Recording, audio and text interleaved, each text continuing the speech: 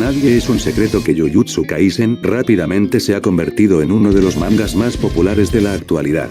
Pues en pocos años se ha consolidado como uno de los mangas más populares y casi podría ser considerado como un gigante de la industria. Algo que pocos mangas logran en un tiempo relativamente corto. La historia de Itadori adentrándose en el mundo de la hechicería ha cautivado a muchos desde el primer instante, quedando en el puesto 15 de los mangas más populares en mayo del no tan cercano año 2018, en la entrega número 25 de la Weekly Shonen Jump Iswe, lo que no sería más que un presagio del éxito explosivo que llegaría en 2020 con su adaptación animada. Este manga, si bien es muy querido por el público general, no está exento de errores que en algunos casos no afectan la experiencia del espectador, pero en otros casos estos errores dejan a la obra con un profundo potencial desperdiciado, pues presenta muchas ideas interesantes pero desarrolla solo unas pocas, y muchos de estos errores se acentúan llegando a la recta final de la obra. Esto tiene una razón de ser, pues Gege Akutami se trata de un mangaka principiante que empezó en el mundo con entusiasmo, pero que con el pasar del tiempo, fue perdiendo ese entusiasmo producto del estrés que le generaba escribir su obra, dar el máximo de sí mismo y el hecho de estar publicando su obra en una revista de renombre. Los errores que tuvo esta obra, si bien son entendibles por la situación del autor, no dejan de ser relevantes a la hora de analizar la obra que acabó escribiendo, pues estos fallos afectan a la calidad general del manga. Y es por ese motivo que en este video voy a mencionar los 5 mayores problemas que tuvo Jujutsu Kaisen. Cabe mencionar que los puntos que abordaré no siguen un orden específico. Así que sin más que decir, empecemos. Número 1. El que mucho abarca, poco aprieta, y si tuviera que resumir este primer problema en una sola frase, sería esta, pues la obra introduce una gran cantidad de conceptos de los cuales pocos llegan a desarrollarse por completo. Un claro ejemplo de esto son los 3 clanes más importantes de la hechicería, de los cuales el único que se explora es el clan Zenin, esto gracias al trasfondo de Maki y Toyoi sobre cómo fueron maltratados por este. Del clan Goyo lo poco que sabemos es por el propio Satoru, y del clan Kamo no sabemos nada más allá de su relación con Kenjaku.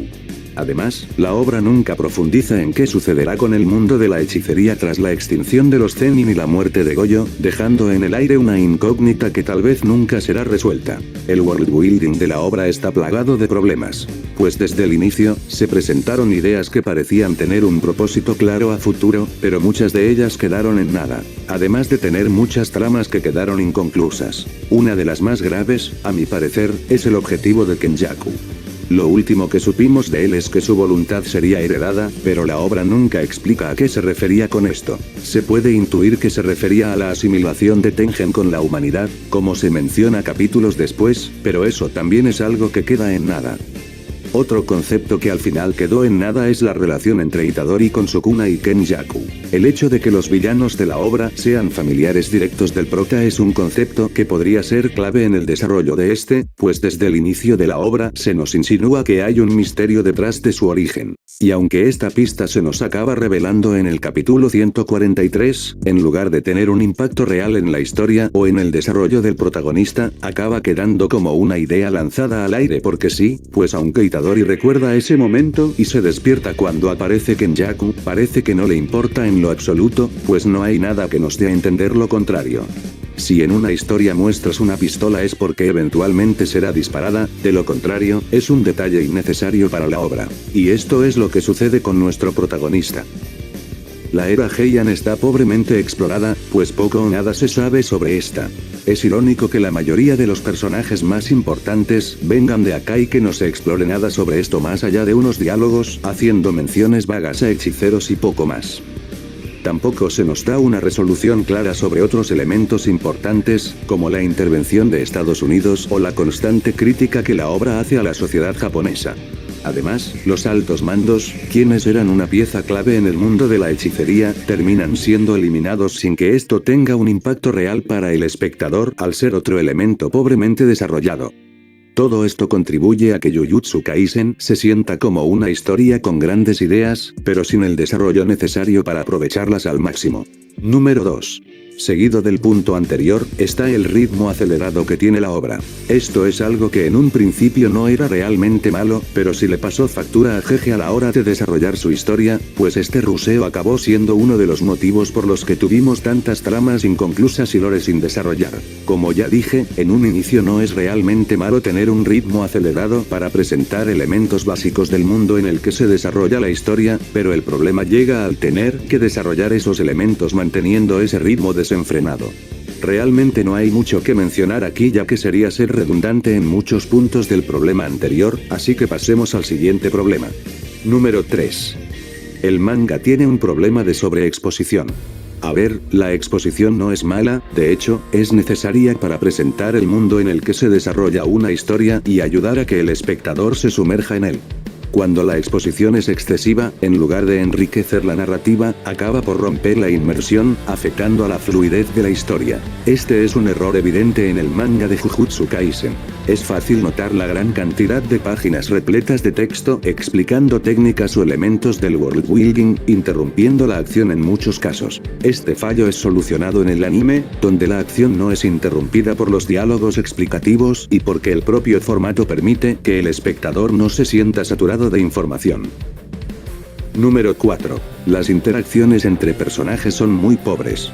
Este tema genera algo de división al mencionarlo, ya que en general, depende mucho del enfoque que el autor le dé a su historia. Pero hay momentos donde sí es necesario que haya un diálogo entre los personajes, pues permiten que se pueda profundizar en la personalidad de los personajes, crear un subtexto referente a lo que dicen, crear relaciones entre los personajes y el más importante, a mi parecer, evitar la sobreexposición que ya mencionamos. En lugar de recurrir a largas explicaciones que ralentizan el ritmo de la historia, las interacciones naturales entre personajes pueden transmitir información de una manera más sutil y orgánica.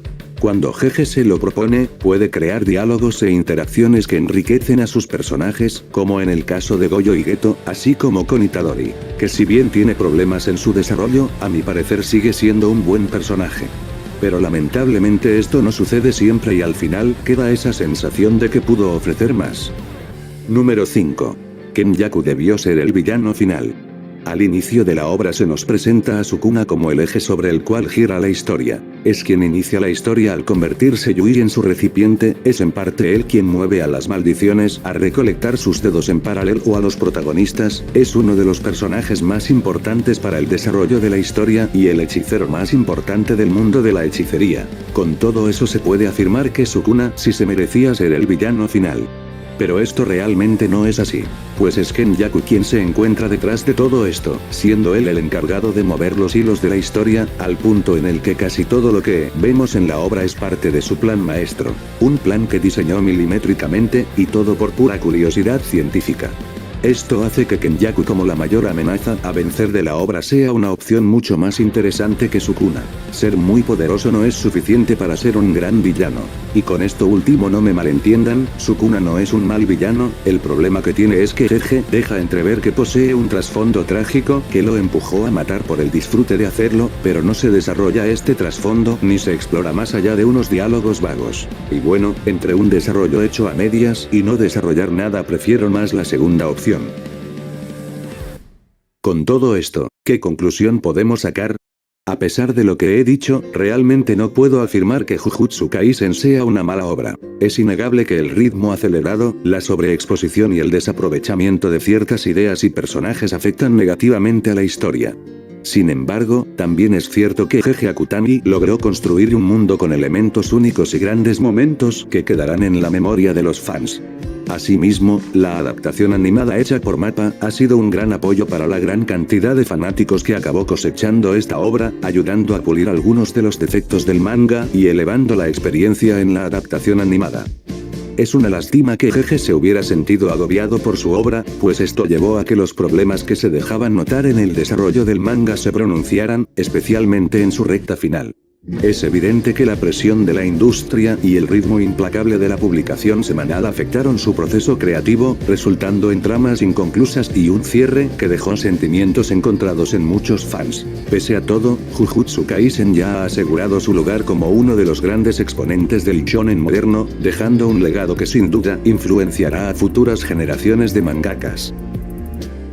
La verdad es que pensaba hacer un video analizando toda la obra en profundidad, pero me acabó ganando la flojera, así que decidí hacer este. Pero en fin, ¿ustedes qué opinan? ¿Creen que Jujutsu Kaisen sea una buena obra o consideran que es un manga sobrevalorado? Los leo.